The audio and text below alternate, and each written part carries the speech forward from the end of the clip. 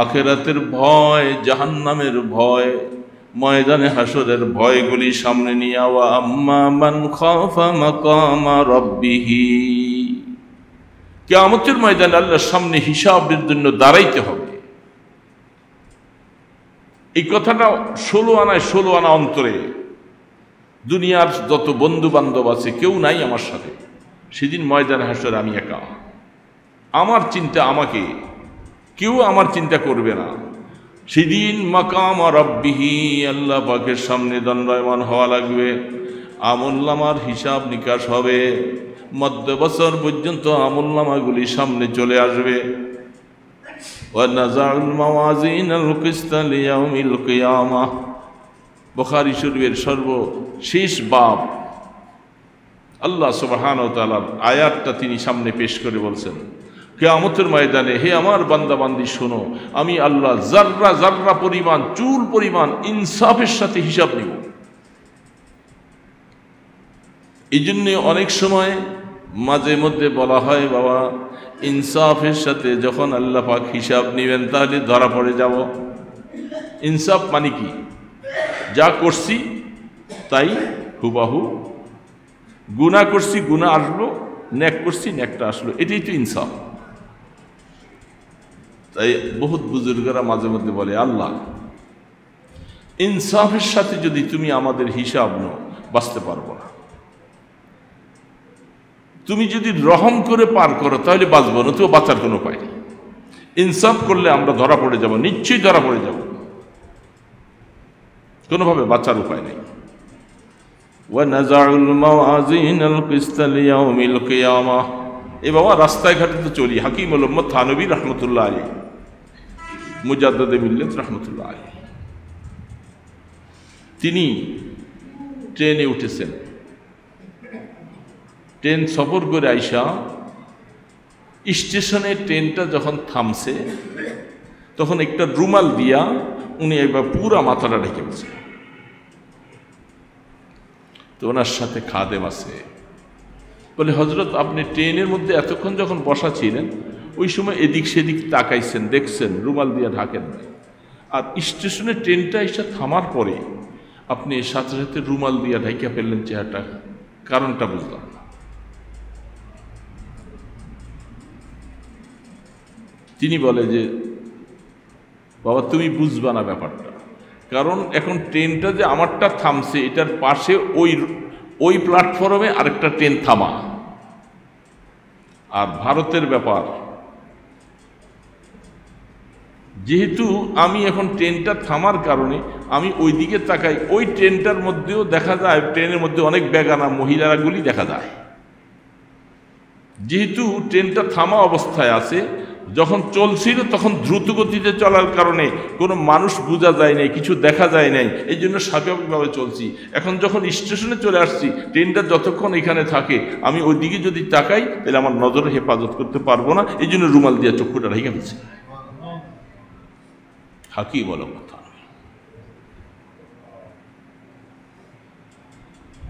দোস্ত, কঠিন জটিল মাসালা এই জমানার জন্য, হাটে বাজারে রাস্তায় ঘাটে বিভিন্ন জায়গায় আমরা কি এমন কি আইন কি করতে পারবো? এমন কোন রাষ্ট্রীয় ক্ষমতা আমাদের দেশে আসবে যে আমরা একবারে সব ব্যাপারটা উঠিয়ে দিব? এ কি সম্ভব হবে? এমন রাষ্ট্র পাইব কিনা সেটা, আর যদি পাইও আমাদের দেশের বহু মানুষ এরকম আছে যারা এই কঠোর আইনের ব্যাপারে কঠোর আন্দোলন করবে, আমাদেরকে স্বাধীন চলতে দেবে। তাহলে এখন রাষ্ট্রীয়ভাবে আমি পারবো না, কোরআন শরীফের আয়াতও মুছতে পারবো না, পরিবর্তনও করতে পারবো না। এখন আমার কি করা? কি করা? এক বস্তা গুনাহ নিয়ে কবরে যাব? দৈনিক এইভাবে বেগানার দিকে চেয়ে চেয়ে গুনাহ কবিরা, জিনা হুমান নজর। হাদিসের মধ্যে আল্লাহ রাসূল বলছেন, তোমাদের এই দৃষ্টি তাকাইয়া তাকাইয়া মজার স্বাদ নেওয়া এটাই জেনা। তাহলে জেনার গুনাহ কবিরা গুনাহ। এই জন্য আল্লাহর আরিফেরা বলে এটা মুজাহাদা ছাড়া, আল্লাহ পাকের ভয়, জাহান্নামের ভয়, আল্লাহর সামনে হিসাব দিতে হবে, এই কথাটা মনে রেখে রাস্তায় যখন চলবো, হাদিসের মধ্যে স্পষ্ট আছে, লা তুতবিউন নাজরাতান নাজরা ফা ইন্না লাকাল উলা ওয়া লাইসা লাকাল আখিরা। এ বান্দা, রাস্তায় চলছো, হঠাৎ করে বেগানার প্রতি নজর পড়ে যায়, সাথে সাথে নজরটা ফিরিয়ে ফেলো। প্রথমবার দেখছো, আল্লাহ রসুল বলছেন প্রথমবার দেখার গুনাহটা আল্লাহ মাফ করে দিবেন। দ্বিতীয়বার আরেকবার তাকাইবা, আবার এই তাকাবার মধ্যে রমজার স্বাদ গ্রহণ করবা, দ্বিতীয়বার তাকাইবার গুনাহ মাফ হবে না।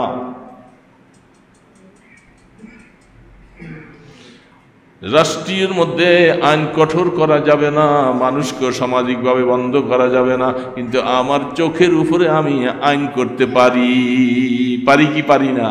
আমার চক্ষুটা কারো নিয়ন্ত্রণে নয়, কারো হাতে নয়, এটার ক্ষমতা আল্লাহ আমাকে দিয়েছে। যেমন একটা স্বাভাবিকভাবে কোনো ময়লা আবর্জনা কিছু চোখের দিকে আসতে থাকলে কেউ বলা লাগে না, অটোমেটিক চক্ষুটা বন্ধ হয়ে যায়। ধুলাবালি, কোনো একটা আঘাত, কোনো কিছু আসলে চক্ষুটা কি বলা লাগে যে এই চক্ষু তাড়াতাড়ি বন্ধ হ, হ্যাঁ বিপদ আসতেছে, বলা লাগে? অটোমেটিক আল্লাহ পাক চক্ষুকে এমন একটা এহসাস আর অনুভূতি দিয়েছে, সে আমার কাছে চাবে না, অনুমতিও লাগবে না। আল্লাহ পাক বলে তোমার চক্ষুটাকে এমনভাবে আমি আল্লাহ বানিয়েছি, সে কোনো দিকে তাকাইতে হবে না, অটোমেটিক কোনো বিপদ দেখলে চক্ষুটা বন্ধ হয়ে যায়। ঠিক তেমনিভাবে এই বেগানা নারী, এটা বহুত বড় বিপদ। এই বিপদ দেখলে তুমি তাড়াতাড়ি নজরটাকে নিচে রাইখা চলো। যদি নজরকে হেফাজত না করতে পারো, একদিন নয়, 2 দিন নয় বাবা, এইভাবে করতে করতে এটার একটা আসর দিলের মধ্যে যাইয়া পড়বে। দিলটা কাসওয়াত হয়ে যাবে, শক্ত হয়ে যাবে, কঠিন হয়ে যাবে। এই দিল দিয়ে আল্লাহর মায়া আসবে না। গুনাহ করতে করতে দিলটাকে কাসওয়াত করে ফেলবো। আল্লাহর কাছে হাত তুলে কাঁদতে চাইলে চোখে পানি ছাড়বে না, চোখে পানি আসবে। কারণ যে চক্ষু গুনায় কবিরা করে, সেই চক্ষু পানি ছাড়বে, এটা হতে পারে না। কারণ পানি ছাড়লে গুনাহ মাফ হবে। তা আল্লাহ পাক বলছে তুই গুনাহ করবি, আবার চক্ষু দিয়ে আমি পানি ছাড়াবো, তা হতে পারে না। তুই গুনাহ ছাড়, গুনাহ ছেড়ে চক্ষুকে আমি অর্ডার করব, যখন আমার বান্দা তওবা করে আমার কাছে যখন মাপ চাইতে থাকে, চক্ষু পানি ছাড়বে, তোমার গুনাহগুলি মাফ হওয়ার ব্যবস্থা হবে।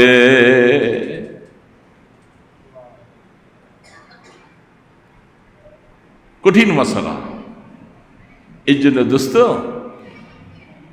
বহুত বড় শেষ হালাতের অবস্থা আমরা আছি। হায়াত তো শেষ করে দিছি, এখনো যদি এটার উপরে মজবুত হতে না পারি, আমি রাস্তায় চলবো,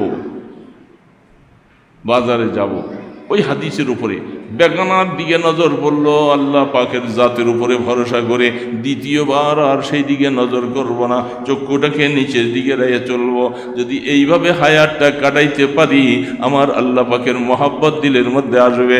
এই অবস্থায় গুনাহগুলি মাফ করাইয়া কবরে যাওয়া সহজ হবে। বাবা, আমাদের ঘরের মধ্যে, বাড়ির মধ্যে এইভাবে এই হালাতগুলি চলছে।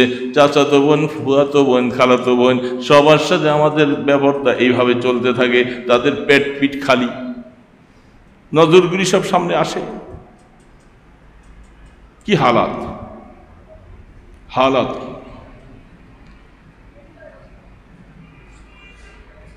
এই গুনাহ থেকে বাঁচা কঠিন।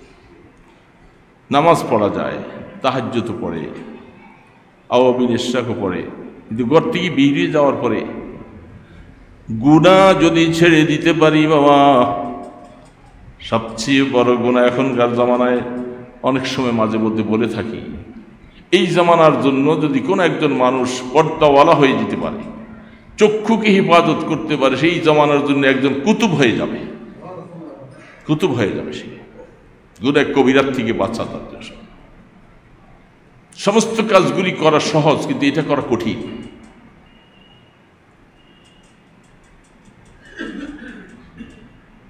আল্লাহু আকবার। শাহ আব্দুল কাদের রায়পুরি রহমতুল্লাহ আলী, শাহ ওলিউল্লাহ মুহাদ্দিস দেহলভী রহমতুল্লাহ আলীর ছেলে। তিনি মুআজ্জামুল কোরআন তাফসীর লিখতেছিলেন। হাকিম উল উম্মত থানভী রহমতুল্লাহ আলী বয়ানুল কোরআন লিখছেন। আরও অনেক আকাবিরিনরা আছেন। তিনি এই তাফসীর কোরআনটা একটা কামরার মধ্যে বসে বসে একটা পাথরের মধ্যে হাত রেখা রেখা লেখে দীর্ঘ সময়, দীর্ঘ বৎসর আল্লাহ পাকের কোরআনের এই তাফসীরটা লিখেছে। কত বড় মানুষ! লিখতে লিখতে লিখতে লিখতে যখন জরুরতের সময় একটু আসছে, নিজের জরুরত সাথে আবার এই তাফসীর লিখতেছে। অনেক কিতাব সামনে রেখে তিনি তাফসীর লেখা শেষ হইয়া যে চক্ষু দিয়ে আল্লাহর কোরআন দেখছেন, কোরআন লিখছেন, চোখের মধ্যে এবং ভিতরে এমন একটা নূর আর জ্যোতি সৃষ্টি হয়েছে। উনি ওই কামরার থেকে বের যখন হয়েছিল, ওই সময় তার সামনে একটা কুকুর ছিল। নজরটা কুকুরের উপরে পড়ছে। কুকুরটা এখান থেকে উঠে মাত্র গেল, আশপাশের আরো কতগুলি কুকুর, যেগুলি কুকুরের স্বভাব হলো একটা সীমানার কুকুর আরেক সীমানায় গেলে তাকে কামড়াইয়া তাড়াই দেয়। যতক্ষণ পর্যন্ত ওই কুকুরটা নিজের লেজটা দুই রানের চিপা দিয়া সে নত স্বীকার না করে, ততক্ষণ পর্যন্ত তোরে কামড়ায়। যখন সে নত স্বীকার করে, নেজটাকে শোয়াইয়া রানের চিপা দিয়া দিয়া মানে আমি নত স্বীকার করলাম, তোমার এলাকায় আর আসবো না, আমাকে আর কামড়াইও না। এটা হলো কুকুরের স্বভাব। হাকিম মোহাম্মদ থানভী রহমতুল্লাহ আলী লিখেন, শাহ আব্দুল কাদের রায়পুরি রহমতুল্লাহ আলী যে কুকুরটার মধ্যে তার নজর পড়ছে, সেই কুকুরটা এখান থেকে উঠে একটু দূরে যাওয়ার পরে কোত্থেকে যেন আরো অনেকগুলি কুকুর চতুর্পাশে আইসা তার চতুর্দিকে আইসা বৈশা এক নজরে কুকুরটার চেহারা দিয়ে চেয়ে গেছে। কুকুরটা ওইটা যাচ্ছে, সমস্ত কুকুরগুলি তার পিছে পিছে, যেন কুকুরগুলি সব তার মুরিদ। এমন অবস্থায় যাচ্ছে, কুকুরটা যেখানে যায় সমস্ত কুকুরগুলি তার পিছে পিছে আদবের সাথে তার চতুর্পাশে বসে যায় এবং তার চেহারা দিয়ে চেয়ে থাকে।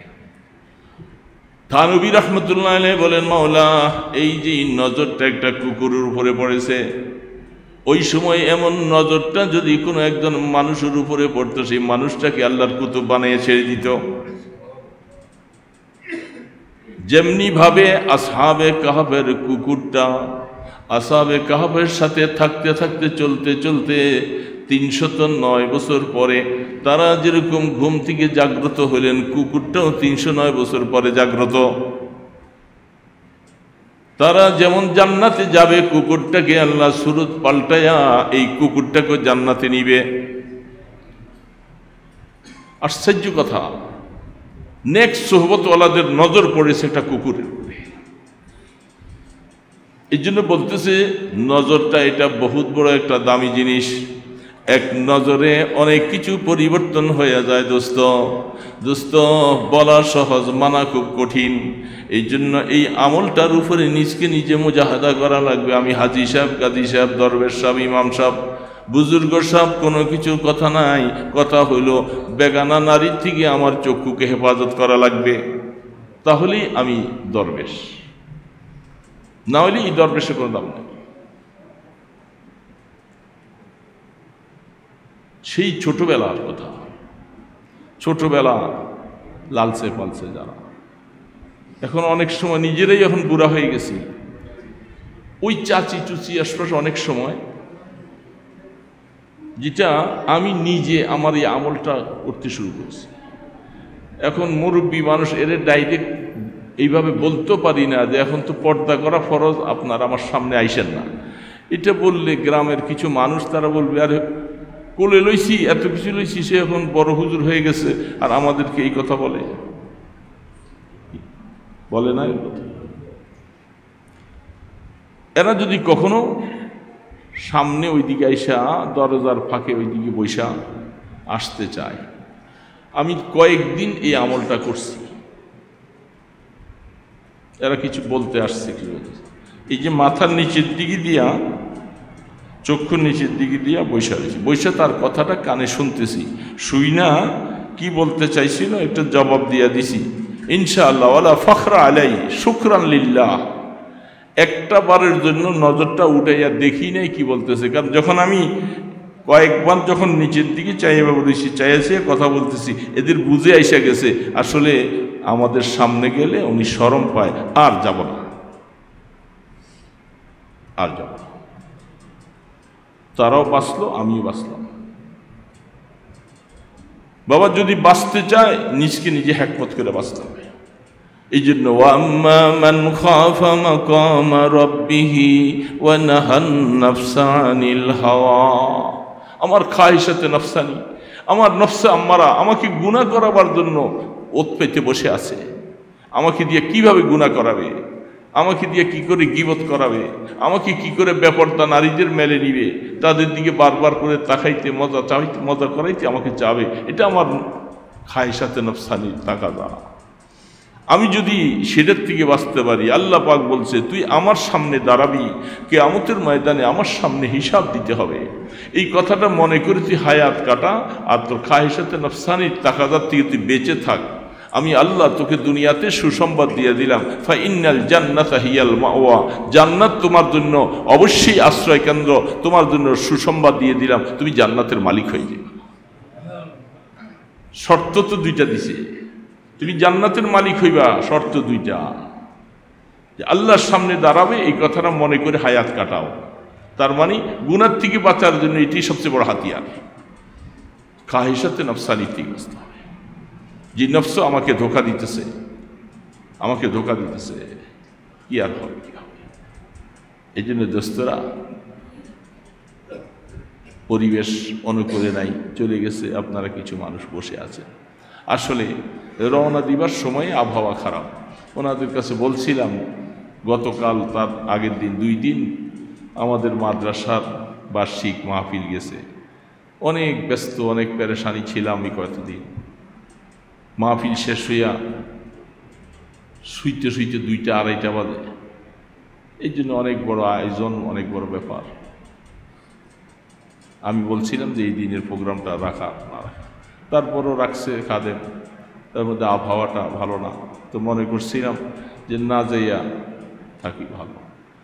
তবুও যেহেতু ওয়াদা করছি আসছি, এইদিকে আসার পরে ওইদিকে বৃষ্টি, এইদিকে বলতেছিল তখনও বৃষ্টি হালকা, আস্তে আস্তে বৃষ্টি এসে গেছে, পরিবেশটা নষ্ট হয়ে গেছে।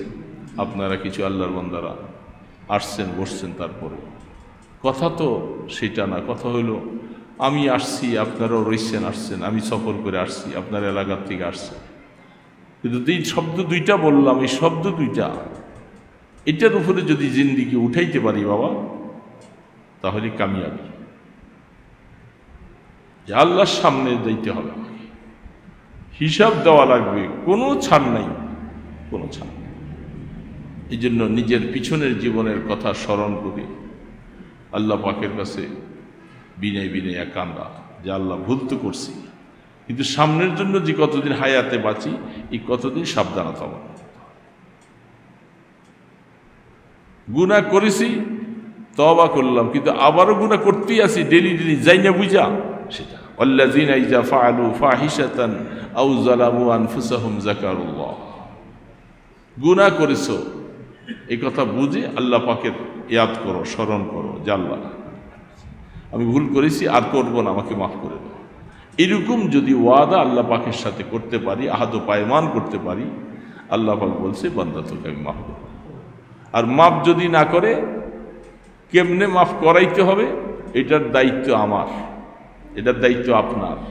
গুনাহ করছি আমি, সেই রাস্তা আরেকজনে শিখিয়ে দিবে, আপনাকেই মাফ চাইতে হবে। অন্যায় আমি করছি, আমার মাফটা আমাকেই চাইতে হবে। এই জন্য কীভাবে আল্লাহর কাছে মাফ চাবো, কীভাবে মাফ চাইলে আল্লাহ মাফ করবে, সেই রাস্তা অবলম্বন করা ছাড়া দোস্ত কবরের দেশে যাওয়া বড় কঠিন হালাত। কবরটা তো মামার বাড়ির আবদান না, অত্যন্ত কঠোরতম অবস্থা। কি হালাত, কি অবস্থা, সব কিছুই আছে, জীবনটা শেষ, রুটা বাইর হয়ে গেল, আর কেউই আমার না কেউ।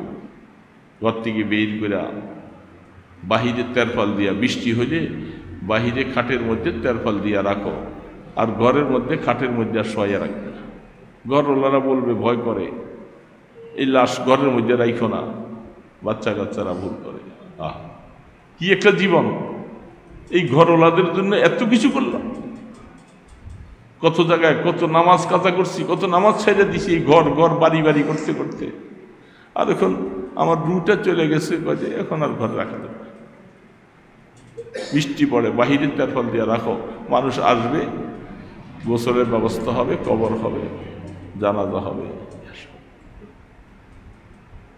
দোস্ত, এটার নামে হায়াত।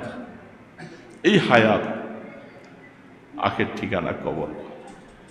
যেহেতু কবর দুইটা রাস্তায় হবে, হয়তো জান্নাতের টুকরা হবে, নতুবা জাহান্নামের গর্ত হবে। করা দরকার, এরপরে আর কোনো বিশ্বাস থাকবে না। কোরআন বলছেন, হাদিস বলছেন, ফামান যুহজিহা আনিন নার ওয়া উদখিলাল জান্নাতা ফাকাদ ফাজ। আল্লাহ পাক বলছেন, গোলাম, যাকে আমি জাহান্নাম থেকে বাঁচাইয়া জান্নাতে ঢুকাইলাম, তুমি এক সফলতা অর্জন করলা, তুমি কামিয়াব হইলা, নতুবা ধরা পড়ে যাবে। এই জন্য কবরের চিন্তা সবসময় করি। হাদিসের মধ্যে এই কথা বেশি আছে, আকসিরু যিকরা হাদিমিল লাজ্জাতিল মউত। মৌতের কষ্টটার কথা মনে রাখো বেশি বেশি। ইন্না লিল মৌতি লাসাকরাত। রাসূল বারবার বলছেন, মৌতের কষ্ট বড় কঠোর। মৌতের সময় যদি দোস্ত, যদি আল্লাহ পাক দয়া করে মাফ করে ইমানের মৌত যদি না দেয়, আমার এই দুনিয়ার এই বক্তাগিরি করা, ওয়াজ করা, এই সমস্ত সর্দারি মাতবরি এমপিগিরি, এই সেই, এগুলোতে আমার কি হবে? হবেটা কি? আমি কি জন্য করলাম? এই জন্য গুনার থেকে মাফ চাইয়া নিরিবিলি বৈশা বৈশা আল্লাহ পাক বলছে, বান্দা তুই নিরিবিলি বৈশা চোখের পানি ছাড় আর তওবা করতে থাক। আল্লাহ, আমি গুনাহ করেছি, আমি না বুঝে গুনাহ করে ফেলছি, এখন তুমি আমার কোথায় ফালাইবা? এই জন্য চাওয়ার মতো চাইতে হবে। যেইভাবে চাইলে আল্লাহ পাকের মায়া হবে, ওইভাবে চাইতে হবে। সেটা কেমনে চাইবেন এটা আপনি ভালো জানেন। কেমনে বললে আল্লাহ রাজি হবে এটা আপনি ভালো জানেন। সেই রাস্তা ছাড়া ভিন্ন কোনো পথ নাই, সেই রাস্তায় আমাদেরকে যাইতে হবে। হায়াত তো শেষ হয়ে যাবে, কেউ আগে যাবে, কেউ পরে যাবে, কখন চলে যাবে। কত মানুষের মৃত্যুর সংবাদ কানে আসে দৈনিক, হঠাৎ করে একদিন আমাদের সংবাদও চলে আসবে। এই জন্য কবরে যাওয়ার আগে একটু নিরিবিলি বসি, একা একই বসি, গুনার কথাগুলি স্মরণ। এই দুনিয়ার আড়ম্বনা, রং তামসা, হাসি দিল্লাগি, এগুলি কয়দিনের বাবা, এগুলি সব চলে যাবে, ম্লান হয়ে যাবে, ওরা থাকবে না কিছু। এই জন্য ভাঙ্গাচুরা কয়েকটা কথা বললাম, আপনারাও বসে আছি ভাঙ্গাচুরা, আমিও শেষ অবস্থায় ভাঙ্গাচুরা কয়েকটা কথা বললাম। যদি আল্লাহ পাক মেহেরবানি করে মাফ না করেন, তাহলে বাবা কঠিন শাস্তি দেওয়া। যেন আল্লাহ পাকের কাছে চাইব না ইনশাআল্লাহ, মাফ চাইব তো, গুনাহ মাফ করানো এটা আমাদের দায়িত্ব। আর আল্লাহ পাক তিনি ওয়াদা করছেন, গোলাম তুই যদি চাওয়ার মতো চাইতে পারস আমি মাফ করব।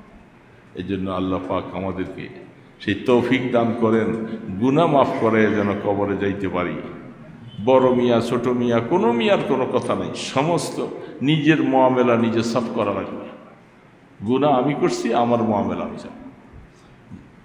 আস্তাগফিরুল্লাহ আল্লাযী লা ইলাহা ইল্লা হুয়াল হাইয়ুল কাইয়্যুম ওয়া আতুবু ইলাইহি। পৃথিবীতে এমন কোনো মানুষ নাই যার শরীরে কিছু না কিছু রোগ নাই।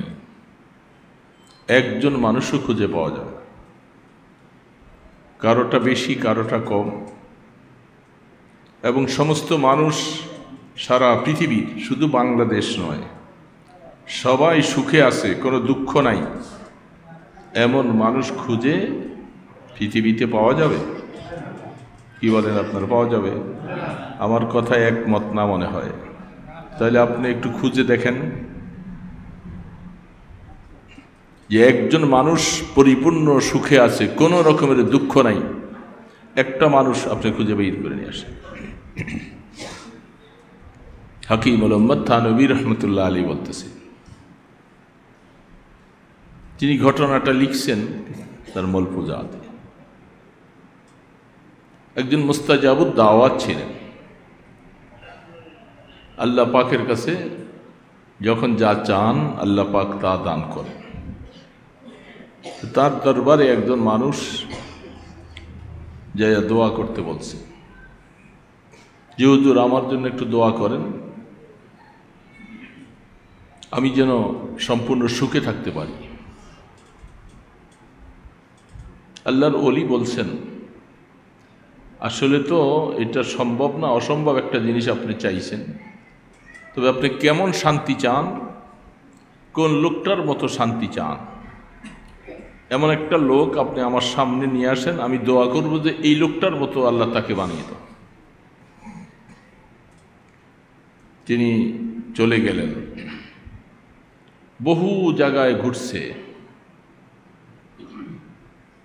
ঘুরে একজন মানুষও তিনি এখনো খুঁজে পান নাই যে পরিপূর্ণ সুখে শান্তিতে আছে।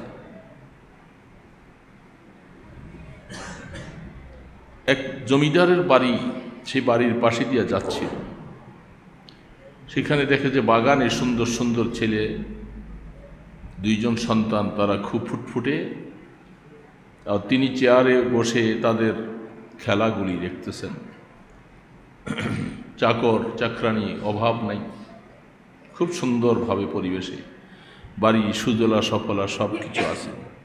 তো সেই লোক দেখে মনে মনে চিন্তা করলেন, এই লোকটাই মনে হয় সবচেয়ে সুখের মানুষ।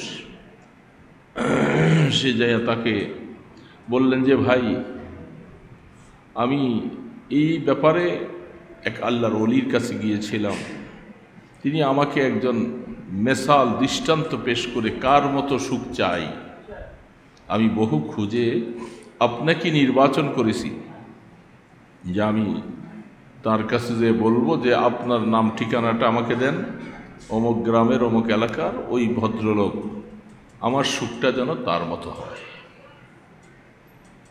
তিনি তাকে কাছে টান দিয়া ডেকে নিয়ে কানে কানে বলে, ভাই আমার মতো দুঃখী এ পৃথিবীতে মনে হয় আরেকজন কেউ নাই।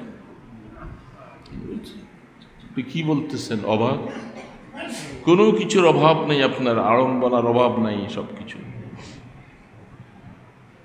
সংক্ষেপে শুধু বলছেন, থানভী রহমতুল্লাহ আলাইহি ইচ্ছাটা লিখেছেন, আমি এত দুঃখী, এত দুঃখী, সেটা আপনাকে আর আমি কি বলবো। এই সন্তান দেখতেছেন দুইটা, যেটা এগুলিও আমার না, এই সন্তানগুলি আমার না, কারণ আমার মধ্যে পুরুষত্ব বলতে কিছু নেই, আর আমি বড় জমিদার মানুষ, আমার স্ত্রীর সাথে আমার সম্পর্ক তেমন কিছুই নেই।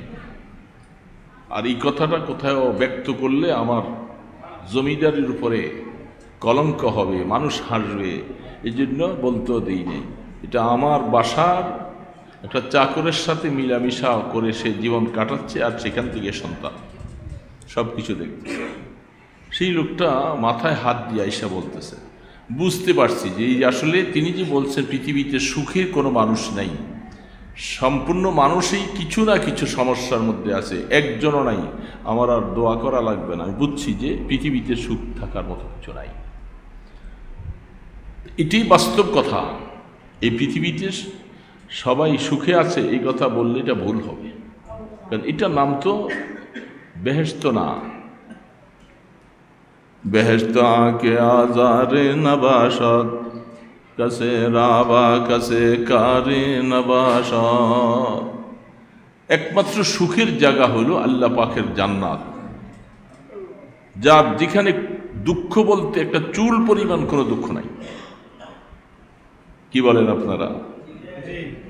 যদি আল্লাহ পাক কাহাকেও বেহেশত নসিব করেন, করবেন কি করবেন না সেটা আমাদের আমলের উপরে নির্ভর করবে। আমল তো নিজেই বানাইতে পারি না, যেরকম আমল বানাইয়া আল্লাহ পাকের কাছে চাওয়া দরকার, সে আমল তৈরি করতে পারিনি। কারণ আল্লাহ পাক যে আন্দাজে আপনাকে আমাকে হায়াত কাটাইতে বলছেন, আমরা সেই আন্দাজে হায়াত কাটাইতে পারি নাই। আমাদের হায়াতের উপরে আল্লাহ পাকের অনেক নারাজগি আছে, অনেক অসন্তুষ্ট আছে। আছে না নাই? আল্লাহু আকবার। বহু নামাজি পাওয়া যায় কিন্তু পর্দাওয়ালা পাওয়া যায় না। বহু মানুষ আছে হয়তো কিছু পর্দাও করে, নামাজও পড়ে, তার ব্যবসা বাণিজ্য হালাল না, হয়তো সুদের কারবারের সাথে জড়িত। কোনো মানুষের জীবনে হজ আছে, নামাজও আছে, কিন্তু দেখা যাচ্ছে তার মধ্যে রাসূলের আদর্শের অনেক অভাব। তিনি বছরের পর বছর হজ করতেছেন, দাড়িগুলি কাটতেছে সবসময়। এটা যে একটা আল্লাহর পয়গম্বরের পক্ষ থেকে আল্লাহ পাকের একটা নারাজিগি, এই সম্পর্কে ন্যূনতম ধারণা নেই। আমাদের সমাজে লক্ষ লক্ষ মানুষ এরকম আমরা আছি, কি বলেন, আছে না নাই? উনি কি এই কাজটা যারা করতেছেন এটা কি সঠিক মনে করে করতেছেন? এটা কি গুনার কাজ না? কতটুকু গুনাহ? গুনাহ কবিরা। যে একটা গুনাহ কবিরার জন্য যদি তওবা করে মাপ লইয়া না যাওয়া যায় ৭,০০০ বৎসর জাহান্নামে জ্বলা লাগবে একটা কবিরা গুনার জন্য। এখন আমাদের সমাজে নামাজি, হাজী সাহেব, অনেক কিছুই আমরা আছি, কিন্তু পুরা নবী করিম সাল্লাল্লাহু আলাইহি সাল্লামের সুন্নতের উপরে মুজাসসাম নমুনা সেটা পেশ করতে পারি না। অনেকের কাছে নামাজ আছে, অনেক কিছু আছে, দেখা যাচ্ছে তিনি গীবতের রোগে আক্রান্ত। দৈনন্দিন জীবনে কিছু না কিছু গীবত হয়, হয়তো গীবত করছে না, আরেকজন তার ব্যবসা বাণিজ্য চলতেছে, তার মধ্যে অনেক মিথ্যা কথা পাওয়া যায়। এইভাবে করে আমি যদি তালাশ করতে থাকি, আমি আল্লাহ পাকের কি অনেক কাজে নারাজ করে ফেলছি, অনেক কাজে আল্লাহ নারাজ। বলেন, এরকম নারাজগির কাজ আমরা বেশি বেশি করতেছি। এই মুষ্টিময় কয়েকজন মানুষ আমরা আছি, আমাদেরকে নিয়ে শুধু বিচার করলে চলবে না, সারা দেশের ইমানদারকে নিয়ে বিচার করেন। আমাদের মধ্যে কত ত্রুটি। এই জন্য আল্লাহ পাক যদি রাগ করে পানিশমেন্ট দিয়ে দেয়, এরে বাবা, আল্লাহ পাক যদি রাগ করে পানিশমেন্ট দেয় তো জাহান্নামে যাওয়া অনিবার্য। কি বলেন, ঠিক না বেঠিক? তো আল্লাহ পাকের জাহান্নামে যাইয়া এই জাহান্নামের শাস্তি ভোগ করার মতো শক্তি কোনো মুসলমানের আছে? এইখানে না, শুধু কোনো মুসলমানের আছে? তাহলে আল্লাহকে যে নারাজ করতেছি, এই জন্য বড় আফসোস লাগে। শরীয়তের পর্দা কি জিনিস এটা আমরা এখনো বুঝি নেই। আপনাদের নোয়াখালী ইত্যাদি এই সমস্ত এলাকায় আমরা অনেক সময় বলতাম যে এদিকে একটু পর্দাপশিরা বেশি ভালো, তারপরেও চাচাতো ভাই, মামাতো ভাই, খালাতো ভাই, ফুফাতো ভাই, ভাসুর, দেবর ইত্যাদি এদের সাথে অনেক দেখা হচ্ছে। কিন্তু আমি একজন বেগানা পুরুষ আসছি, আমার সাথে হয়তো পর্দা হচ্ছে, কিন্তু ঘরে তাদের সাথে পর্দা নাই। কি বলেন, আছে নাকি? এটা যদি কিছু বলা হয় তাহলে মা রাগ করবে, বাবা রাগ করবে। এই সংসারে চলবে কি করে? এত এইভাবে পর্দা পর্দা করলে চলবে কেমন করে? এটা কি চলা সম্ভব? এটার নাম কি শরীয়তের পর্দা? অনেক সময় আফসোস লাগে।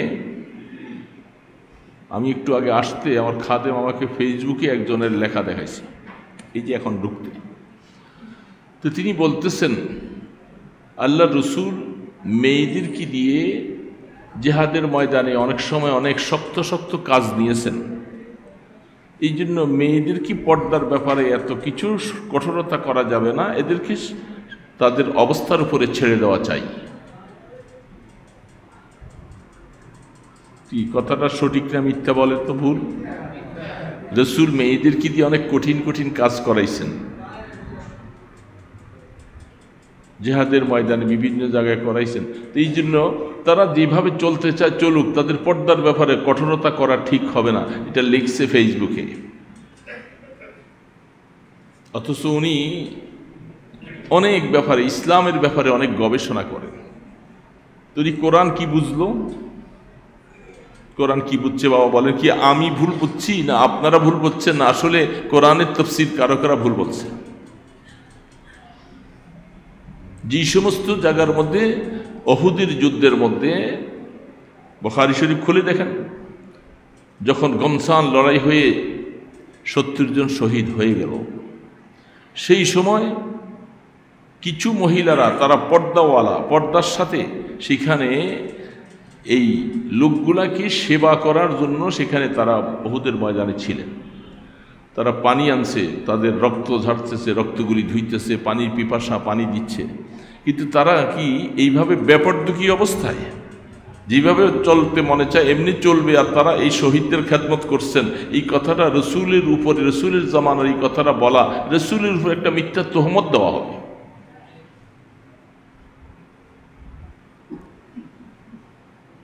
যদি পর্দার ব্যাপারে যদি এরকম স্বাধীনতায় হয়ে যায়, তাহলে কোরআনের আয়াতগুলি কোথায় যাবে? হ্যাঁ, তাদেরকে ঘরে আবদ্ধ করে রাখার কথা না, কিন্তু তারা যেটাকে শরীয়তে পর্দা বলা হয় ওই পর্দাটাকে ম্যানেজ করেই তারপরে চলবে। আর আমাদের সমাজে এখন যে পর্দা চলছে, এরকম পর্দার কথা কোরআন বলছে? বলেন আপনারা, আপনাদের কাছে ইনসাফের হিসাবে বলছি, এটা কি পর্দা? এমন একটা পর্দাই লাগাইছে যে পর্দার কারণে এটার উপরে আবার আরেকটা পর্দা দেওয়া দরকার, কারণ মানুষ ওটার দিকে আকর্ষণ করে করে চায় বেশি। এটা শরীয়তে পর্দা না। আসলে ইসলামটাকে এখন আমরা যে যেমনি মনে চায় এমনি এখন এটা বুঝতে চেষ্টা করেছি। সাহাবাই কেরামদের রসুল করিম সাল্লাল্লাহু আলাইহি সাল্লামের তরফ থেকে সেই ইসলাম বুঝতে চেষ্টা করতেছি না। কোরআন এবং হাদিস নিজের মন গড়া মতো বুঝতে চাইলে সেটা দিন হবে না। দেখেন, কথাটা মনে পড়লো এখন, হযরত আবু উবাইদা ইবনে জাররাহ রাদিয়াল্লাহু তাআলা, যিনি উহুদের যুদ্ধে আল্লাহর পয়গম্বরের যে করাটা ঢুকে গেছিলেন, সেই করাটা বের করতে যায়া দাঁত দিয়ে কামড় দিয়ে করাটা বের করছিলেন, করা বের হয়ে আসছে, রাসূলের দান্দা শহীদ হয়েছে এবং ওনারও 2টা দাঁত শহীদ হয়ে গেছে, এত কঠোরভাবে লাগছে।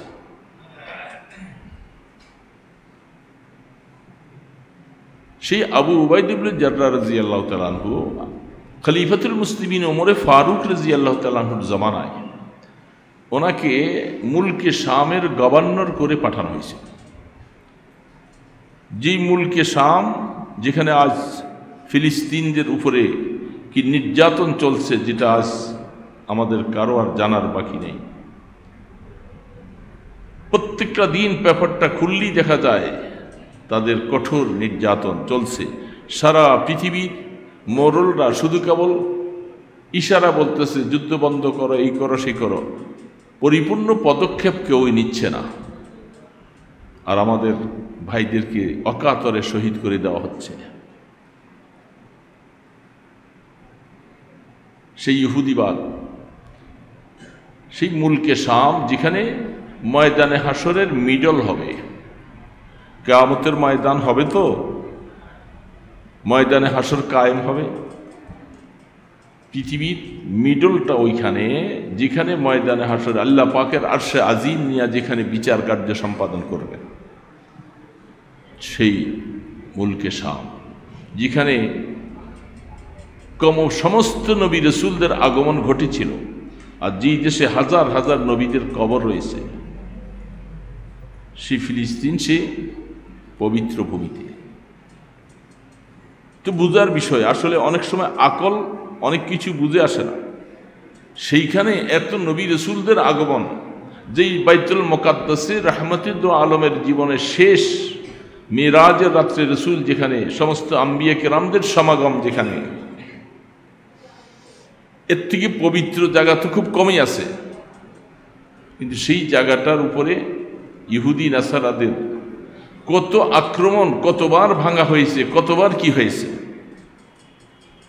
এত বড় পবিত্র জায়গাটা তো আল্লাহ পাক ইচ্ছা করলে হেফাজত করতে পারেন, কিন্তু কেন? অথচ বাইতুল্লাহর ব্যাপারে কোরআন খুলে দেখা যায় আল্লাহ পাক বাইতুল্লাহর ব্যাপারে ওয়াদা করেছেন, এইখানে কোনো জালেমরা চোখ রাঙ্গা করলে আল্লাহ চোখ ফুঁড়ে ফেলবে, যেখানে দাজ্জাল ঢুকতে পারবে না। এটার হেফাজতের দায়িত্ব আল্লাহ নিয়েছেন। কিন্তু সুলাইমান আলাইহিস সালাম যে বাইতুল মুকাদ্দাস বানাইছেন, এটাকে হেফাজতের দায়িত্ব আল্লাহ নেন, যার কারণে সেখানে কাফের মুশরিক ইহুদি নাসারাদের এই দৌরাত্ম্য চলছে। এত রক্ত যাওয়ার পরেও রক্তের হুলিয়া বন্ধ হচ্ছে না। তো সেই মুলকে শামের মধ্যে আবু উবাইদা ইবনে জাররাহ রাদিয়াল্লাহু তাআলা আনহুকে খলিফাতুল মুসলিমিন ওমরে ফারুক রাদিয়াল্লাহু তাআলা আনহু তাকে সেখানে গভর্নর করে পাঠিয়েছিলেন। তিনি সেখানে এমন একটা জীবন কাটতেছে যেটা আসারে সাহাবাদের মধ্যে দেখলে আকল হয়রান হয়ে যায়। খলিফাতুল মুসলিমিন একদিন বলতেছিলেন, ভাই আবু উবাইদা, তুমি তো মুলকে শামের গভর্নর। বলে, হ্যাঁ। এত বড় গভর্নর পেয়ে সেখানে মধ্যে না যেন কত আড়ম্বনা, কত অট্টালিকার অঢের বানাইয়া তুমি সেখানে আছো, তো এই জন্য তোমার বাড়িটা একটু দেখতে মনে চায়। হযরতে আবু উবাইদা ইবনে জাররাহ রাদিয়াল্লাহু তাআলা আনহু বলেন, ভাই ওমরে ফারুক, খলিফাতুল মুসলিমিন, আমার বাড়ি দেখার মতো তেমন কিছু নাই। বলে, না, তারপরও একটু দেখতে মনে চায়। সফর করে গিয়েছে, যাওয়ার পরে মেইন শহর থেকে একটু দূরে তিনি তার সাওয়ারি নিয়ে খলিফাতুল মুসলিমিনকে নিয়ে যাচ্ছে। তিনি জিজ্ঞাসা করেন, ভাই আবু উবাইদা, তুমি আমাকে কোথায় নিয়ে যাচ্ছ? বলে, আমার বাড়ি দেখবেন বলছেন। তো বাড়ি কি শহরের বাহিরে? বলে, হ্যাঁ। তিনি যাইয়া সেখানে বাড়ির মধ্যে যাইয়া নজর করে দেখে খেজুর পাতার ছাউনি, একটা ঝুপড়ি আছে, শুধু ছোট্ট একটা ঝুপড়ির মতো। সেইখানে নিয়ে ওনাকে বসাবার মতো তেমন আর কিছু নেই, একটা নামাজের জায়নামাজ আছে, সেই জায়নামাজটা বিছাই দিয়া খলিফাতুল মুসলিমিনকে বসাইছে। খলিফাতুল মুসলিমিন বসার পরে অবাক হয়ে গেল। ওনাকে একটু মেহমানদারির জন্য, উনি রাষ্ট্রীয় কাজে সময় পায় না, এই জন্য এক সপ্তাহ রুটি একজনকে দিয়ে বানাইয়া রেখে যায়, এগুলি পানির মধ্যে ভিজাইয়া রেখে যায় একটা রুটি, আবার কাজ শেষ করে আসা ওই ভিজানোর রুটিটা খাইয়া জীবন কাটায়। ওমরে ফারুক রাদিয়াল্লাহু তাআলা অবস্থা দেখে চোখের পানি ছেড়ে দিলেন। তখন তিনি বললেন যে, আমার ধারণাটা ভুল, এরা রসুলের সোহবতি আফতা, রসুলের সাহাবি, আল্লাহর পয়গম্বরের সাহাবি, তাদের মধ্যে যে দুনিয়ার ব্যাপারে একেবারে বিমুখতা, এটা বাস্তব মনে করেছিলাম। আইসা রাষ্ট্রীয় ক্ষমতা পাইয়া, অনেক কিছু পাইয়া এখানে অনেক আড়ম্বনা মনে হয় করেছে। আমি ধারণাটা ভুল করেছি, আসলে সকল সাহাবায়ে কেরামদের হালাত এরকম। সে আবু উবাইদা ইবনে জাররাহ রাদিয়াল্লাহু তাআলা আনহুর সাথে সেই মুলকে শামের ইহুদি, তাদের সাথে অনেক দিন পর্যন্ত যুদ্ধ সংগঠিত হওয়ার মতো অবস্থা। যুদ্ধ বাঁচতেছে না, তারাও যায় না, তারাও ফিরে আসে না। অনেক দিন পরে তারা, তাদের সর্দার আইসা বলছেন যে, তোমাদের সেনাপতির সাথে আমি একটু কথা বলতে চাই। হযরতে আবু উবাইদা ইবনে জাররাহ রাদিয়াল্লাহু তাআলা বলেন যে, কি কথা বলেন? বলে, আমি একটা প্রস্তাবনা দিব আপনাদের। আপনাদের যে সৈন্যগুলি আছে, এই সমস্ত সৈন্যগুলি এই যে আমাদের এখানে কেলার গেটটা আছে, এখান দিয়ে ঢুইকা তারা ওই দিক দিয়ে বের হয়ে যাবে, এবং এই কেলার ভিতর দিয়ে বেরিয়ে যাওয়ার পরে ওই দিক দিয়ে নিরাপদে যখন তারা বের হয়ে যাবে, যত শর্ত আমাদেরকে দিবেন আমরা সমস্ত শর্তগুলি মানতে রাজি। হযরতে আবু উবাইদা জাররাহ রাদিয়াল্লাহু তাআলা, আল্লাহ পাক অন্তর্দৃষ্টি খুলে দিলেন। তিনি চিন্তা করলেন যে এটা কেন এই প্রস্তাব। সাহাবায়ে কেরামদের সাথে পরামর্শ করলেন, ওনারা এটা কেন বলতেছেন। নজর করে দেখে সেই কেলার যেখান দিয়ে ঢুকার মতো যে ইন্টারেস্ট রাস্তাটা, এখানে দুই পাশে সারিবদ্ধভাবে যুবতী মেয়েদেরকে সাজসজ্জা যত প্রকার আছে সব কিছু সাজাইয়া স্টল বানাইয়া স্টোরে জিনিস বেচা কিনা করবার মতো, এবং সেখানে তারা নিজেকে এইভাবে করে সাজাইয়া স্টলের সামনে দাঁড়ানো। তাদের সেনাপতি বলছে মুসলিম সৈন্যগুলি অনেকদিন পর্যন্ত তারা ঘর বাড়ির থেকে বেরিয়ে চলে আসছে, তাদের স্ত্রীর সাথে তাদের সাক্ষাৎ নাই। এরা এখান দিয়ে চলার পথে তোমাদের ব্যাপারে যা পরামর্শ, যা তোমাদেরকে প্রস্তাব দিবে তোমরা সেই প্রস্তাব গ্রহণ করবে। তারা জানে যে জাতির মধ্যে যখন কোনো যত বড় তারা আল্লাহওয়ালা হোক আর বুজুর্গ হোক, যদি কোনো জেনার রাস্তার মধ্যে যদি কেউ ঢুকে যায় সেখানে আল্লাহর তরফ থেকে বরকত উঠে যাবে, গজব নেমে আসবে। এটা তারা অনেক গবেষণা করে তারা বের করেছে। সাহাবায়ে কেরাম তাদের সকলকে আবু উবাইদা ইবনে জাররাহ রাদিয়াল্লাহু তাআলা তিনি সবাইকে বসিয়ে বলছেন যে আমাদের একটা বিশাল পরীক্ষা। এ আমার ভাইয়েরা, সাহাবীরা, এই পরীক্ষায় যদি আমরা উত্তীর্ণ হতে পারি তাদের সাথে আর যুদ্ধ লাগবে না, আল্লাহ এমনিতেই আমাদেরকে বিজয়ী দান করবে। তবে আপনাদের সাথে এই কথাটা আমি বলতে চাই যে এই রাস্তা দিয়ে ঢুকবো, আল্লাহ পাক কোরআনে যে বলছিলেন কুল্লিল মুমিনিনা ইয়াগুদ্দু মিন আবসারিহিম ওয়া ইয়াহফাজু ফুরুজাহুম, এ মুমিন তোমাদেরকে আমি আল্লাহ বলে দিলাম তোমরা যখন রাস্তায় চলবে তোমাদের নজরটাকে তোমরা নিচের দিকে রাইখা চলবা, ডানে নয় বামে নয় সামনে নয়, নিচের দিকে দেখে দেখে রাস্তা চলবা। তোমাদের লজ্জাস্থানকে হেফাজত করবা। আল্লাহ পাক কোরআনে বলছেন আজকে বিশাল পরীক্ষার সামনে আমরা পড়ে গেলাম।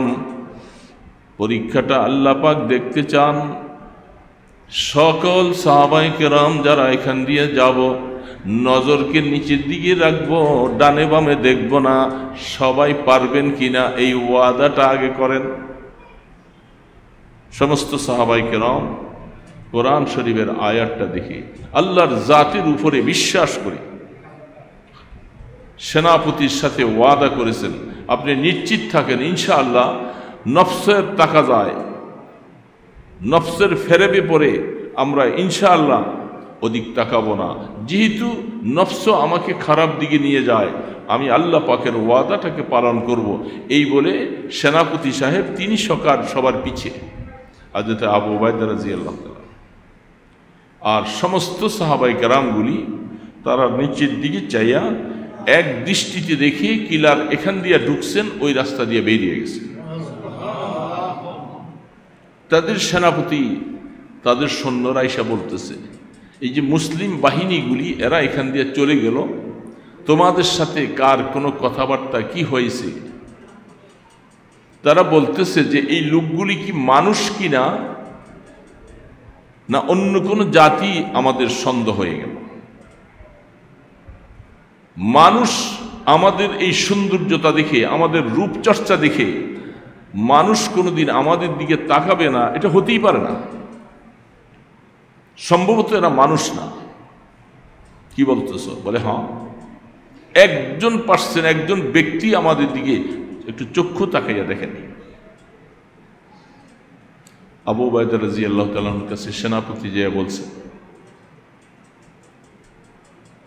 আপনাদের এই চরিত্রটা কোত্থেকে আসলো? আপনারা এই চরিত্রটা, মানুষ সেই দিকে তাকায় না, লোভ করে না, এটা মানুষ নামীয় কোনো ব্যক্তি হতে পারে না। আমি খবর নিয়েছি এদের থেকে, একজন ব্যক্তি নাকি একটু মাথা উঠাইয়া চুপ নজর করে তাকায় নাই। এই ব্যাপারটা আপনারা এরকম কঠিন নিজেদেরকে কন্ট্রোল করলেন, এটা পাইলেন কই আপনারা? কোথায় পাইলেন? খলিফাতুল মুসলিমিন আবু উবাইদা ইবনুল জাররাহ রাদিয়াল্লাহু তাআলা আনহু বলতেছেন, এই ইহুদি সেনাপতি প্রশ্ন করেছে কোথায় পাইলাম? এটা পাইছি একমাত্র কোরআন, যেই কোরআনের দাওয়াত দিতে রসুল চেষ্টা করেছে, রসুলের পক্ষ থেকে আমরাও চেষ্টা করতেছি, তোমাদেরকে ঈমানের দাওয়াত দিচ্ছি। ওই ঈমান, যেই ঈমানটা আমাদের দিলের মধ্যে আসছে, সেই ঈমান এত পাওয়ারফুল। আমাদের রসুল বলছেন, কোরআন বলছেন, রাস্তা দিয়ে যখন চলবে কোনো বেগানা নারীর প্রতি তাকাবে না, নিচের দিকে চেয়ে চেয়ে যাইবা, দেখবা আল্লাহর রহমত তোমার উপরে বর্ষণ হবে। আর কেউ আমাদেরকে শিখান নাই। আরশের মালিক ওই মাওলার পক্ষে তোমাদের কাছে দ্বীনের দাওয়াত দিচ্ছি। তোমাদের সম্পদের জন্য লালায়িত না, তোমাদের সুন্দর নারীদের প্রতি আমাদের নজর নাই। একটাই দাওয়াত দিয়েছিলাম, তোমরা পড়ো লা ইলাহা ইল্লাল্লাহ মুহাম্মাদুর রাসূলুল্লাহ। এই কলেমাটার দাওয়াত দিচ্ছি। তোমরা সব কিছু ছেড়ে দাও, এক আল্লাহকে বিশ্বাস করো, আল্লাহকে মানো, তার হুকুমকে সামনে রাখো, দেখবা সব কামিয়াব। সেনাপতি বলতেছে, এতদিন তো তোমাদের ব্যাপারে কথাটা শুনছি, আজকে বাস্তব পরীক্ষা হয়ে গেল যে তোমরা যে আসলে তোমাদের আল্লাহর কথা, তোমাদের নবীর কথা যে নিজের জীবনে এরকম বাস্তবায়ন করতে পারো, এটা আমরা কোনোদিন বুঝতে পারি। আমরা মাঝে মধ্যে বলতাম আল্লাহ তো আমরাও মানি, ইহুদিরা আমরাও তো আল্লাহ মানি, কিন্তু আমরা অনেক কাজ করি হয়তো আল্লাহকে গোপন রেখে, আল্লাহ দেখবে না ইত্যাদি। আর তোমাদের দিলের মধ্যে কথা আছে কি, যেদিকে তুমি যাচ্ছ, যা তুমি করবা, মাওলার 24 ঘন্টা তোমার খবর রাখে, দেখে। হাত্তাকে গাছের থেকে এত কোটি কোটি লক্ষ লক্ষ মিলিয়ন মিলিয়ন গাছের পাতাগুলি কখন কোন জায়গায় পড়ে, এটাও আল্লাহ কোরআন বলতেছে আমার আল্লাহর এলেমে আছে। তুমি ওয়ারাকাতি, একটা গাছের পাতা পড়ছে, আল্লাহ পাক বলেন এটাও আমার এলেমের বাহিরে না। এই জন্য আমাদের ঈমান, রাস্তায় চলবো, হাটে বাজারে চলবো, কোরআনের আয়াত এটা আজকাল নতুন করে নাজিল হয় নাই। 1450 বছর আগে যে আল্লাহ এই আয়াতটা নাজিল করে দিয়েছেন, তিনি কি এই কথা জানেন না?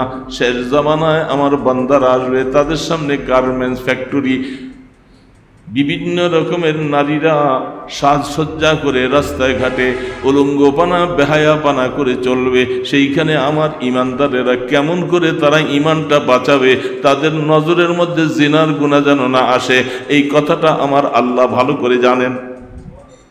জানেন কি জানেন না? তাহলে এই কথা আপনার বলার অবকাশ নাই।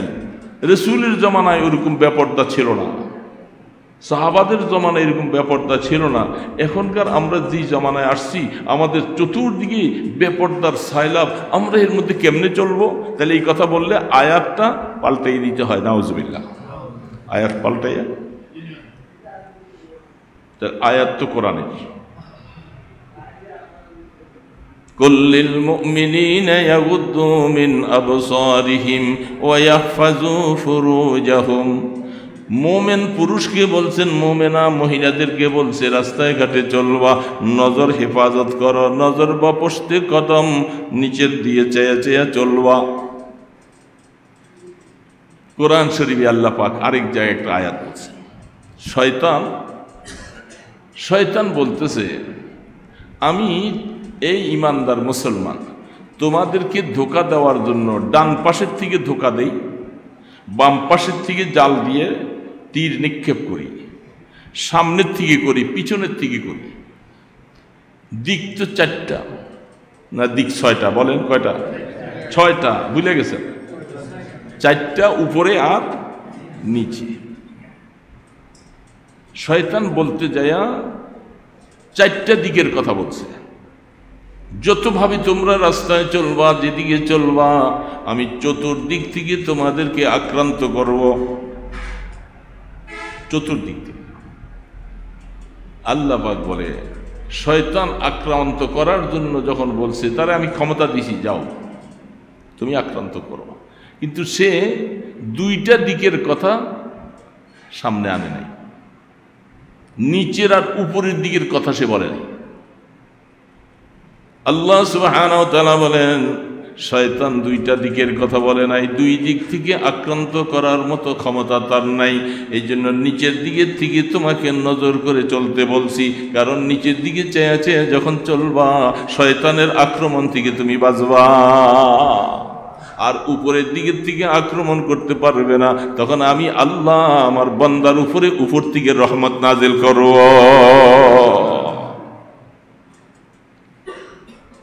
কঠিন একটা মাসালা আলোচনা হইতেছে। এই মাসালাটা বলা যত সহজ, পালন করা কঠিন না সহজ? হাজি সাহেব, গাজী সাহেব, মাওলানা সাহেব, মুলি সাহেব, চৌধুরী সাহেব বহুত।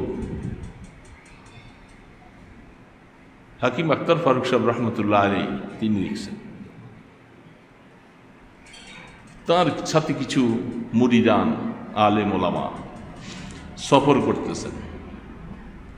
তো এয়ারপোর্টে যখন যাবে, সফর করার আগে তিনি সবাইকে ডাইকা বলছে, এ আমার দোস্ত আহবাব, এয়ারপোর্টের মধ্যে অনেক লাইলারা আছে, অনেক হাসিনারা আছে। এয়ারপোর্টে আছে না নাই? যেগুলি বিজাতীয় আছে, দেশীয় তো আছেই, বিজাতীয় ইহুদি, নাসারা, ইংরেজ, খ্রিস্টান বিজাতীয় হাফ প্যান্ট পরে উলঙ্গপানা অবস্থা নিয়ে এয়ারপোর্টে তারা এক দেশ থেকে আরেক দেশে যাবে। সেই দেশের অবস্থা যেটা চোখ দিয়ে নজর করার মতো অবস্থা নাই। ওই সময় যারা আমার সাথে যাবেন, আমি আপনাদেরকে বলবো, মনে করছি এখানে এয়ারপোর্টের ভিতরে তো আশপাশে মানুষও বেশি নাই, আমি এই সময় যদি একটু চোখের কানায় কানায় একটু দেখি, এটা তো আর কেউ দেখবে না, পিসা হুজুরও দেখবে না, অনেকে দেখবে না। আমি বললাম, তিনি তখন বলতেছেন, যদি চোখের কানায় কানায় কিছু দেখেন, আপনি কি এই কথাটা, আয়াতটা মনে রাখবেন, ইয়ালামু খায়িনাতাল আয়ুনি ওয়া মা তুখফিস সুদূর, কোরআন শরীফ আয়াত। ইয়ালামু খায়িনাতাল আয়ুনি ওয়া মা তুখফিস সুদূর। তোমার চক্ষুতে খেয়ানত করে রাস্তায় চলবার সময়, মুরব্বীরা আছে, সামনে মুরব্বীরা আছে, পিছনে ছাত্র আছে, এখন ওই দিকে তাকাইলে কিন্তু তুমি চোখের কানায় কানায় একটু লাইলাদের সৌন্দর্য দেখো, সেই লাইলাদের যে সৌন্দর্য দেখো। আমার আল্লাহ বলেছেন, তোমার চোখের খেয়ানত সম্পর্কে আমি আল্লাহ খবর রাখি। তুমি অন্তরের ভিতরে যেটা কথা গোপন রাখিয়া তুমি যে ওইদিকে মজা নিতেছ, আমি আল্লাহ তার খবর কিন্তু রাখি। তো আল্লাহ খবর রাখেন মানিটা কি? পানিশমেন্ট আসবে, পানিশমেন্ট আসবে না? বলেন বাবা, এই সমাজের মধ্যে তাইলে এখন নামাজি হাজি সাহেব, গাজী সাহেব বারবার হজ করছে, উমরা করতে চলে যায়, এরকম আমরা রাস্তায় ঘাটে চলতে এখন বেগানার থেকে আমরা কিভাবে বাঁচব? এখন আল্লাহর কাছে গিয়ে কথা বলে পার পাওয়া যাবে যে আল্লাহ আমাদেরকে শেষ জমানায় পাঠাইছো, চতুর্দিকে এরকম ব্যাপার দেখি, আমি এটার মধ্যে ডুবে গেছি, পারি নাই, এই কথা বললে আল্লাহ সব মাফ করে দিবে? কি বলে?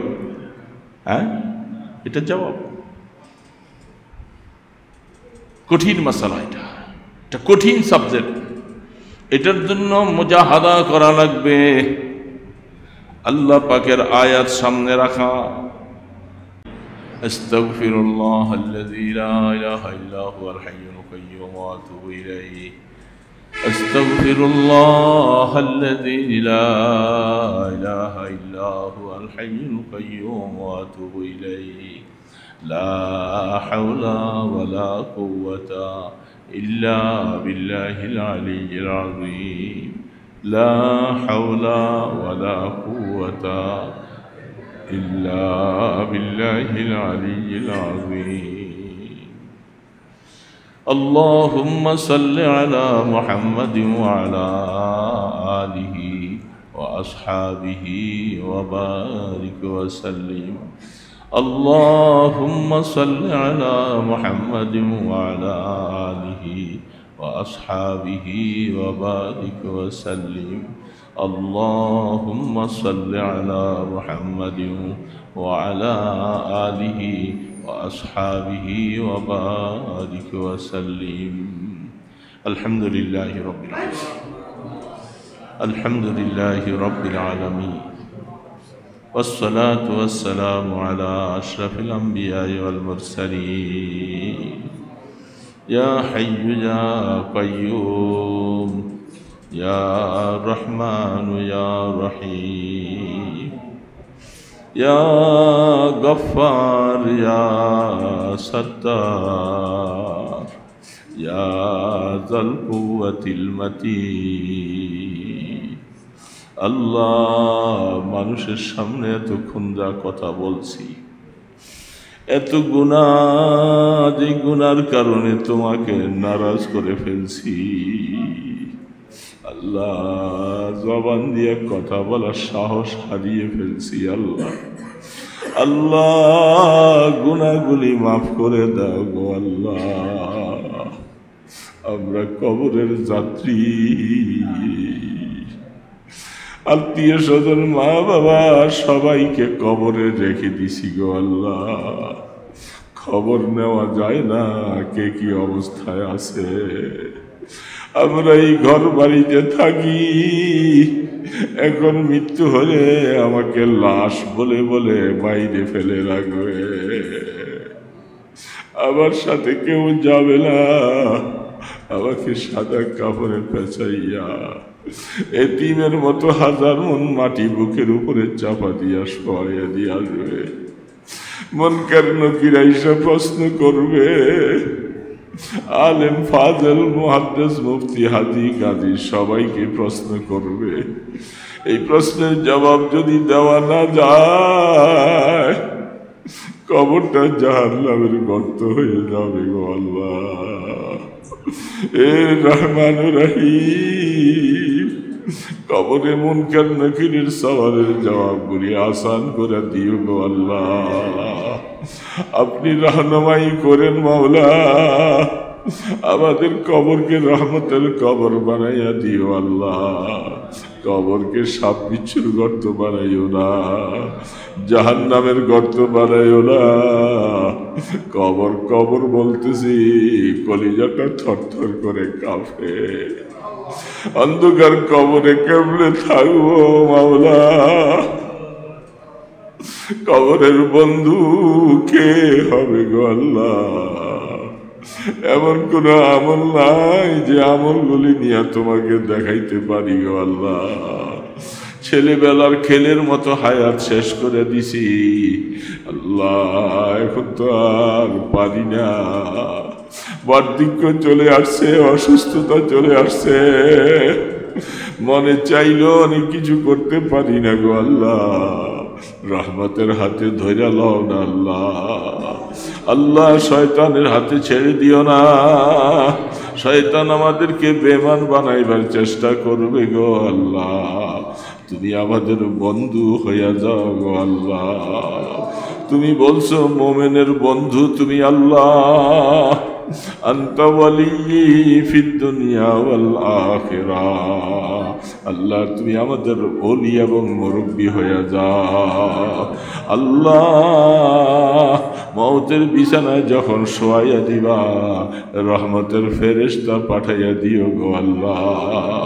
শয়তান যেন ধোঁকা দিতে না পারে, শয়তানের খপ্পর থেকে রহমতের দ্বারা আমাদেরকে হেফাজত করো আল্লাহ। আল্লাহ, কিয়ামতের ময়দানে আমলনামাটা ডান হাতে দিও, হিসাবের কড়াকড়ি করো না। হিসাব দিয়ে পার পাওয়ার মতো ক্ষমতা আমাদের নাই আল্লাহ। একদল মানুষকে তুমি বিনা হিসাবে পার করে দিবা আল্লাহ, তাদের সাথে আমাদের হাসর নসিব করে দিও গো আল্লাহ। এ রহমান রহিম, আল্লাহ তোমার নবীকে ভালোবাসি আল্লাহ, রাসূলের সাথে হাসর নসিব করে দিও। একটা গ্লাস হাউজে কাউসার নসিব করে দিও গো আল্লাহ। আল্লাহ, পুলসরাত কেমনে পার হব? 30,000 বছরের রাস্তা। তোমার রাসূল বলছে, আমার উম্মত যদি আমার হয়ে আসে, আল্লাহ পাকের হুকুম মতো আসে, ফজরের 2 রাকাত নামাজের সময়ে পুলসরাত পার হয়ে যাবে। আল্লাহ, রহমতের দ্বারা পার করাইয়া দিও আল্লাহ। আমাদের মা বাবাকে মাফ করে দাও, মা বাবা যারা কবরে চলে গেছেন সবাইকে মাগফিরাত দিয়া দাও। এটি মা বাবার উপরে রহম করো আল্লাহ। আল্লাহ দাদা দাদি আত্মীয় স্বজন যারা কবরে আছে সবার কবরকে রহমতের কবর বানাইয়ে দাও। আল্লাহ যারা বেঁচে আছে এদের হায়াতে বরকত দিয়া দাও। আল্লাহ আমাদের দেশের উপরে রহমত নাজিল করো। আল্লাহ দেশটাকে অশান্তির হাত থেকে ফিরাইয়া দাও। আল্লাহ দেশ নিয়ে যারা ষড়যন্ত্র করে আল্লাহ তুমি তাদেরকে হেদায়েত দিয়ে দাও। আল্লাহ হেদায়েত ভাগ্য না থাকলে তাদেরকে খায়েব খাসের করে দাও। আল্লাহ আমাদেরকে শান্তির পরিবেশ যেন নষ্ট না হয়ে যায়। আল্লাহ ইয়া আল্লাহ মেহেরবানি করে অসুস্থদেরকে শিফা দান করে দাও। মুসিবত ওয়ালাদের মুসিবত দূর করে দাও। পেরেশানি ওয়ালাদের পেরেশানি দূর করে দাও। প্রত্যেকের হালাল রিজিকে বরকত দিয়া দাও। আল্লাহ মাদ্রাসা মসজিদ কবুল করে নাও। আল্লাহ জরুরিয়াত গায়বী থেকে পুরা করে দাও। আল্লাহ যারা মাদ্রাসা মসজিদকে মহব্বত করে ভালোবাসে কিয়ামতের ময়দানে উলামায়ে কেরামদের সাথে হাসর নসিব করে দিও। আল্লাহ আল্লাহ দুরুদ ও সালামের হাদিয়া সোনার মদিনায় পৌঁছে দাও। আপনার ইসমে আজমের উসিলায় আপনার হাবিবের কদম মোবারকের উসিলায় আমাদের দোয়াগুলি কবুল করে নাও। আল্লাহ সাল্লাল্লাহু তাআলা আলা খায়রি খালকিহি মুহাম্মাদিন ওয়া আলা আলিহি ওয়া আসহাবিহি আজমাইন বিরহমাতিকা ইয়া আরহামার রাহিমিন।